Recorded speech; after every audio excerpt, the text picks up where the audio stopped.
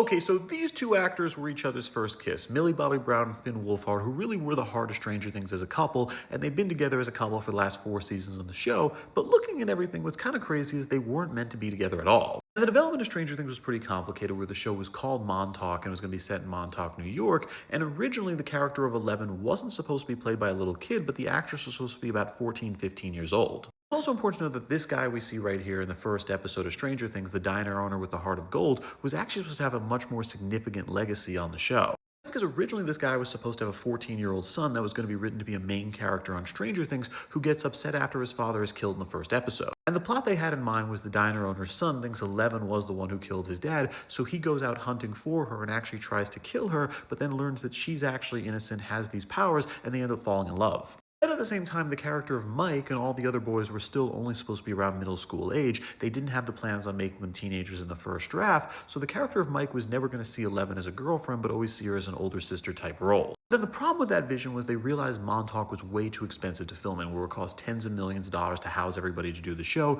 so they couldn't practically do it there, so they ended up setting the show in Indiana and filming a lot of it in Georgia, but it gave them a different idea. That's because they were no longer filming the show in some upscale Long Island town and instead going for the Midwest, so they had this idea to make the show a little bit more like E.T. and create the idea of these kids interacting more with this supernatural being. E.T. definitely became a lot of the inspiration for why they made Eleven a lot younger of a character, so she can better interact with the boys. And then they also realized the character of Mike didn't need another older sister role because they already had planned on the character of Nancy, but in early drafts they'd had her in mind for a very small part of the series, so because of that they just decided to amp up her role for the one they would have given to Eleven later on. Cool about this is if you look at Stranger Things and how the show develops, you can definitely see this early on in the first episode, because notice the character of Nancy is barely in the pilot and she just kind of plays that bratty teenage girl who rejects them, but then in the second episode she has a much different character where she's seen as smart and more of a main character. Also kind of cool because they actually followed the original script they gave the diner owner, where he was seen as this nice, sympathetic guy offering the girl ice cream, and the entire reason for that is this guy was supposed to have a major legacy on the show, where one of the main characters was going to be this depressed teenager who's mourning his father.